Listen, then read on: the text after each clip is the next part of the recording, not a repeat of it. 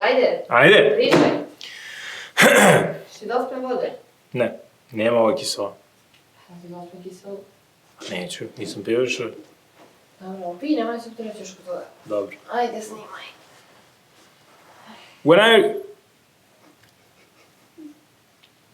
When I originally started this channel, I didn't want to create any obligation for myself. I didn't want to have another thing with a schedule where I'm expected to provide a certain amount of videos and keep my videos at a certain length to satisfy the algorithm. I just don't care about any of those things. At this moment, I'm only doing this because I'm really passionate about psychology and philosophy and life in general.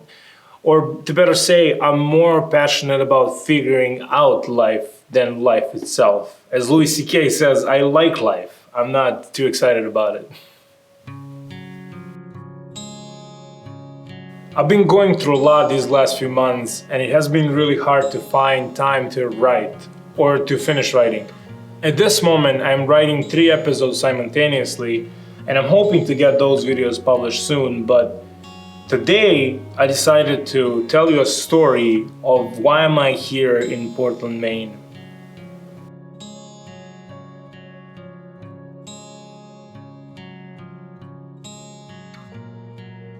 To be completely honest, there were many reasons that I chose as my excuse.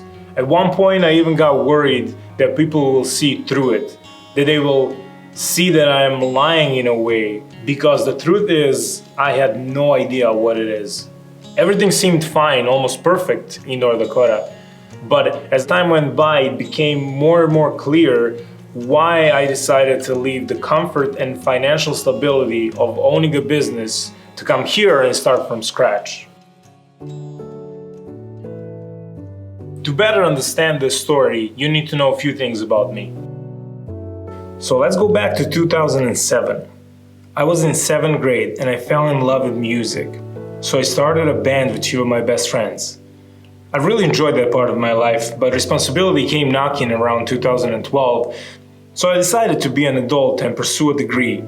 I enrolled in faculty for computer science in Belgrade, but never really believed I will make a career out of it. It was more, this is what is expected from me right now. Maybe that's the reason why I only have shots with my band from that time. In 2015, I dropped out of college and left my band to go on an adventure and find something. Fast forward a few months and I am in Dickinson, North Dakota, where I pretty much don't know anybody. Random, right? Well, kind of. At the time, North Dakota had the highest paying wages for jobs that didn't require any degree, and I left that path in Belgrade. Additionally, my brother worked in North Dakota a few years before that, so I knew enough not to worry about my safety. North Dakotans are some of the nicest people I ever got to meet, as long as I stayed out of politics. I started working in Applebee's as a server, which for me was a big surprise because I always felt like that's something that I would not be able to do. But I did it pretty well for 2 years, for almost 2 years. And that's how we get to 2017.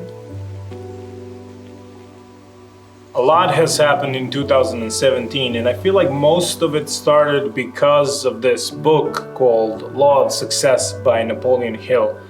It inspired me to pursue a better career choice, I guess.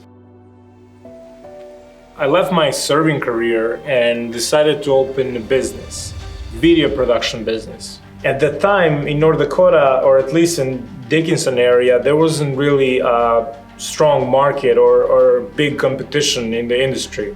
So I saw opportunity and I had to seize it. I am a natural procrastinator. So to force myself to succeed, I made it harder to survive if I don't. So I promised not to get another job and to focus on making enough with my camera.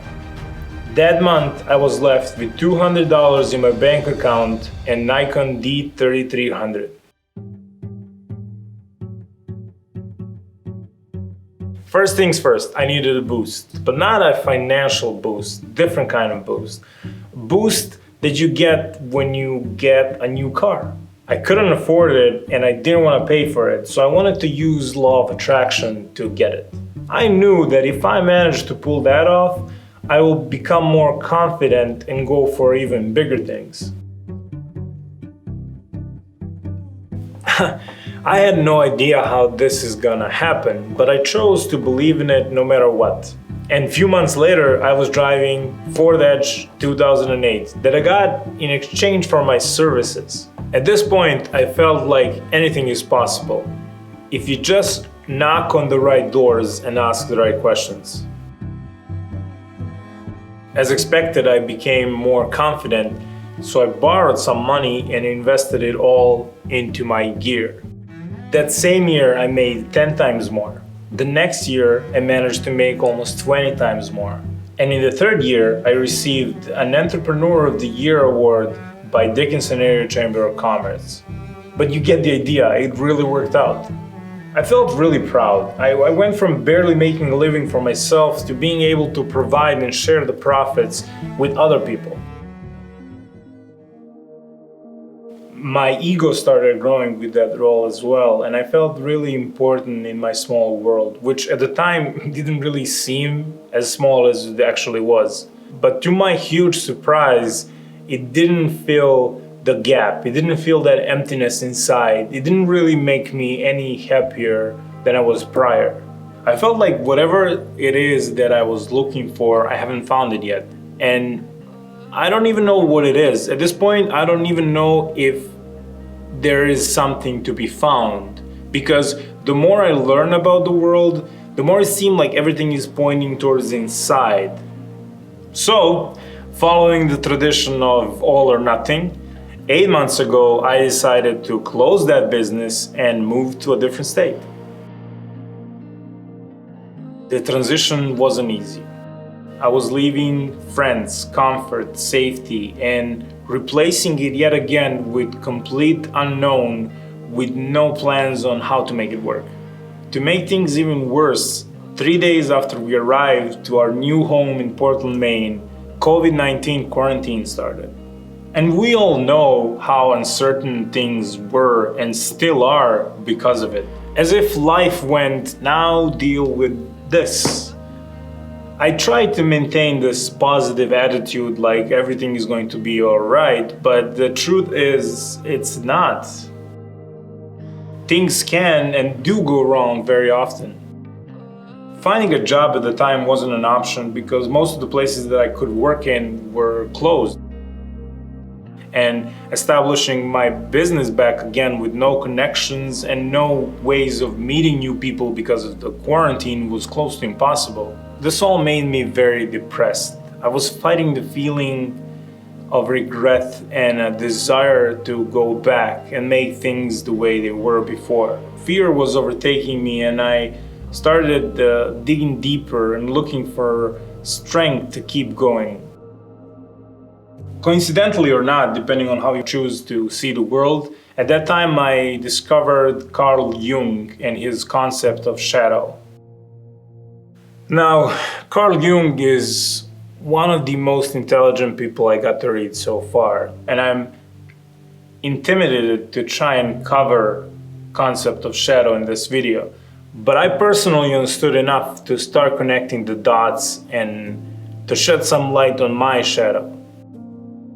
I found things about myself or my personality that I didn't want to admit were part of me. Some pretty dark behaviors and thoughts that, covered with my charm, seemed harmless, and I had a hard time understanding it. It all felt like it's part of somebody else, which is creepy enough on its own, but Carl Jung teaches us that only by incorporating all parts of your personality you can become whole. It didn't seem like I was doing any good. I had days when I would win and I would feel good about it. I would even trick myself to think that I'm out of the woods, only to fall right back in. I was running away and I didn't even know it. So did I make the wrong choice by moving here? I don't believe I did. I don't believe we can make the wrong choice. I believe that everything we do gets us somewhere where we need to be, in order to learn something that we otherwise couldn't have learned. If I have stayed, I would have been deprived of all the experiences that are making me into what I believe is going to be a better person tomorrow. Life is hard, but if we learn how to appreciate it for what it is, if I learn to see it for what it is, a curriculum that we need to take, and all the lessons that we need to learn are right there in front of us on our path. Sometimes it's hard to see that, and if you are having a hard time seeing it right now, I suggest watching a documentary by Jamie Cotto, Becoming Nobody. It's a story about American spiritual teacher, psychologist, and author Richard Alpert, also known as Ram Dass, and his spiritual journey. I learned a lot from Ram Dass, and I'm still learning. He helped me realize that what I am experiencing right now is just part of my growth. I stopped seeing negative as just bad. I saw negative as an opportunity for growth and for a lesson. It inspired me to face fears that are on my path. Now, you should lower your expectations if you want to follow this advice. Downs can and still will hurt, and you can't take that away. Neither should you.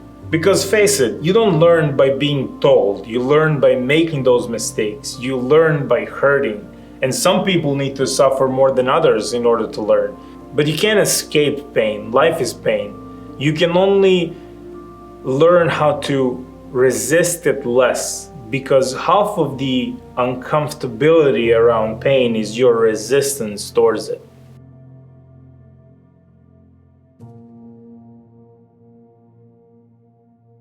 If you don't believe me, try taking a cold shower. Initially, your whole body is going to become very tense. But if you manage to stop resisting the uncomfortable feeling, you will find out that your muscles are relaxing and that cold water doesn't feel that cold anymore.